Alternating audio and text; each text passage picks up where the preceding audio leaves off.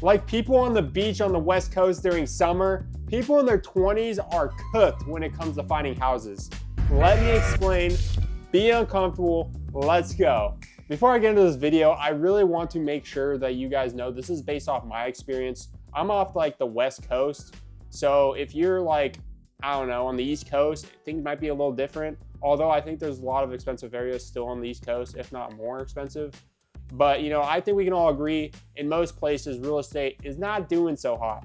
So I really want to get across what I've been going through with real estate, first time home buyer, and like how that's been going. Even if you're making six figures, I think we can all agree that it has been difficult. Like, I don't know how some people are buying properties, but I'm gonna get into all the issues that I've been dealing with trying to get a property. So maybe you can relate to this.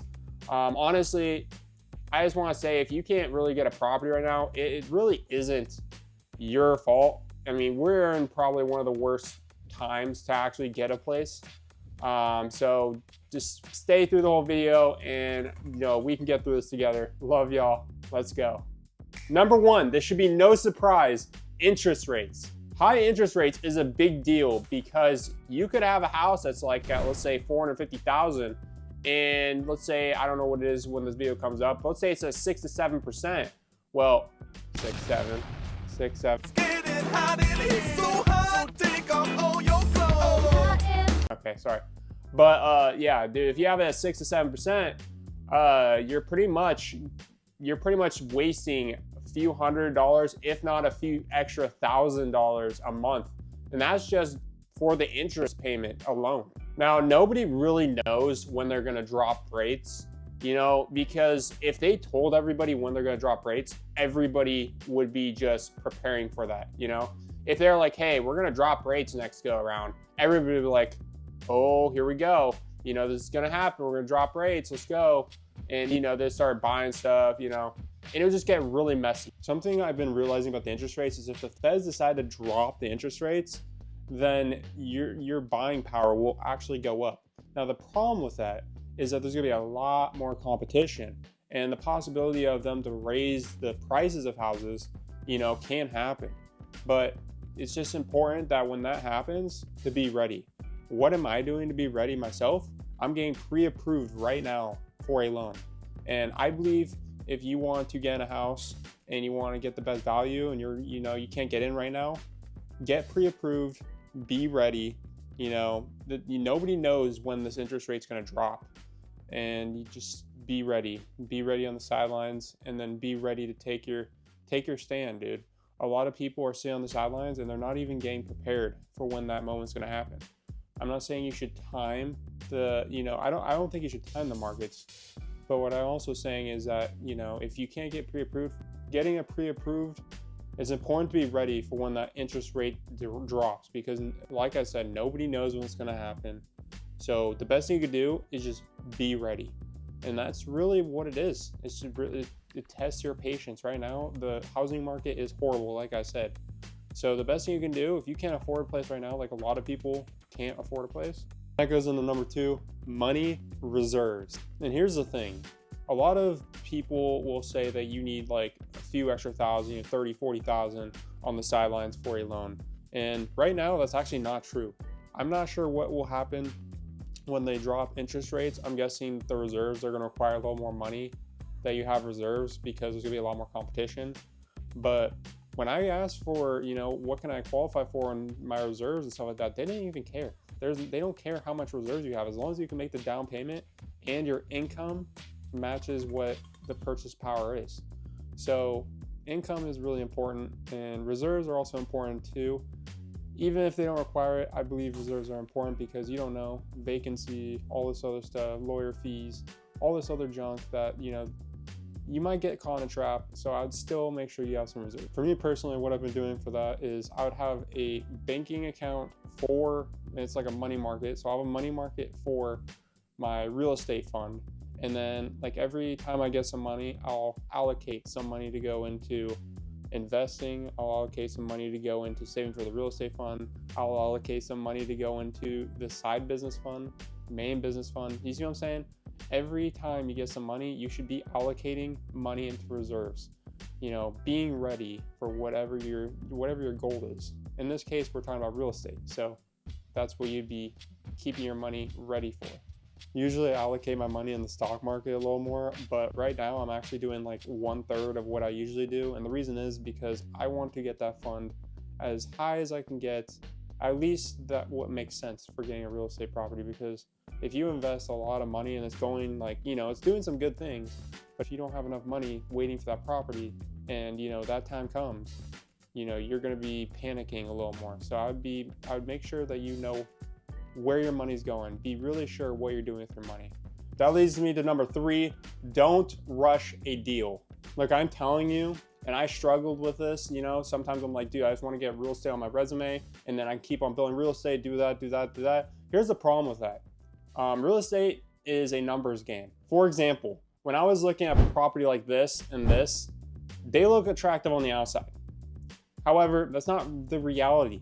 This rents for this much. This rents for that much. So it's really not that good of a deal. It looks good because, it's at a discount, but you really have to know everything that's going on in that place before you can even consider buying it. For me personally, I'm looking for an investment property. I'm not really looking for a house. When I talk about real estate, I'm young. I really don't want to settle down in a place right now. I'm happy to stay at like a real estate property and, collect around the other side for a little bit and keep on doing that because that's what makes sense.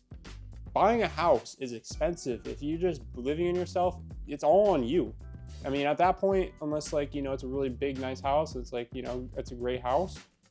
It's a liability. And a lot of people, Grant Cardone kind of talks about this. A lot of people don't understand what that is, but go buy a house and, you'll see what I'm talking about. Yes, you get equity and stuff like that, but you're still paying for a lot of repairs. And the worst part is you don't have somebody that's also on the other side helping you pay your rent, or not rent, your mortgage. Another thing is repairs. Dude, I've been in some crazy duplexes that have leaks from the ceiling, it just looked bad. And like, I've been to some duplexes where it looks good, like, the deal's good, but then you look at the neighborhood and it's just dirty, like trash bags on the outside, they don't take care of their lawn. It looks bad. So you gotta make sure the location is good. And if you watch my other video about my vending machine business, location really matters. People who want to rent from somebody or buy from somebody want a solid neighborhood. They don't want a neighborhood that looks scummy, that looks like somebody's just gonna rob them or, break into their house. You know what I'm saying? Like they want something that's at least safe. Something I learned from actually my dad was a crime map. So there's a way that you can look at and see if there's any crime, like how many 911 calls are called in that area. And if there's not much, then the area, might be relatively safe. If there's a lot, then that says something. That says your neighbors probably, they got some stuff going on. So just really make sure that you're in an area that has less crime, less 911 calls. That's really ideal.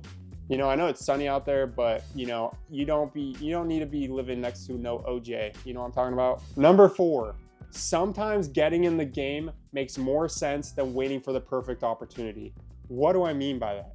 For me personally, I really think that it's important to know what you want, but sometimes it just makes sense to get in the game rather than, looking for the right duplex, quadplex, and triplex. And you're thinking, what do you mean? You said don't rush. I'm not saying go rush into a bad deal. What I'm saying is if the opportunity makes sense, take it. So, I've been wanting a duplex, a triplex, or a quadplex, whatever makes sense with money. But right now, especially in my state, a lot of those are overpriced. And a lot of people, even if you're making 6 figures and above, it's hard to get. So what makes sense is, construction business, building a place, potential ADU, that could still make money. And the thing with building and getting potentially getting, I believe I can get a private investor, is the private investor, doesn't require a lot of things up front. At the end, yeah, you're going to require to get refinance and stuff like that. But up front, it's not much requirements. And the great thing about that is getting in before the year ends makes sense because of taxes. See, as somebody who has businesses, like side business stuff and stuff like that, is taxes are rough. So the more things you write off is good if it makes you more money. The problem with that is when you write things off, the bank allows you to get less and less amount on your loans. So if I wait a few years, it just makes no sense, because I'm going to be throwing away money, paying more taxes. And what am I going to use it for? Nothing. They go with the last 2 years. If for the last 5 years you're just paying taxes, then it just doesn't make sense. You're losing all money. Even though, duplexes can make, I think, a lot more money than, or not a lot more money, but it makes a lot more sense than maybe a medium-sized house with an ADU. But if it takes 3 to 4 years to get there, does that really make sense to do? No, it really doesn't. And I want to thank my dad for that. Number 5, use your resources. For me, especially with the stock market, for example, I didn't know much for the stock market, but I had people that I'm blessed with, my aunt and uncle, that were already kind of getting in touch with the stock market. And that's how I kind of got used to investing in the stock market. Real estate, I know a solid amount about real estate, but I'm not gonna lie, it's new to me, especially if you haven't had experience getting, your first property. It's kind of a new scenario. So use the people that have knowledge in that area. Dude, use your connections. God has blessed you in so many ways. Don't go based off of what go based off of God's understanding. And God, he's blessed you with so many opportunities. Why not use them? Find a loan officer. For me, I didn't know any loan officers. My dad blessed me with a loan officer that I can use. My dad's helped me a lot with the real estate portion, just because I really want the right advice instead of rushing into like a deal, like I said, is a bad idea. Using your resources, getting some knowledge of people who already have stuff, you know what I'm saying? Like this other video I posted about, it's important to use your resources on people who have things, or are in places that you want to be. So if you want to get a real estate property, talk to people who have real estate properties. You see what I'm saying? Before I wrap up this video, I just want to say you are not alone. I believe I am blessed at my age financially. I'm blessed in many ways besides financially. My health, God has blessed me in many different ways, with the people in my life, with the connection I have with him. God has blessed me in so many different ways. He's also blessed you in many ways. The important thing is that you take advantage of the tools you have. Real estate is really high right now. Does that mean it's going to be there forever? No. Things got to change. And the way to get prepared for that change is by building up a foundation.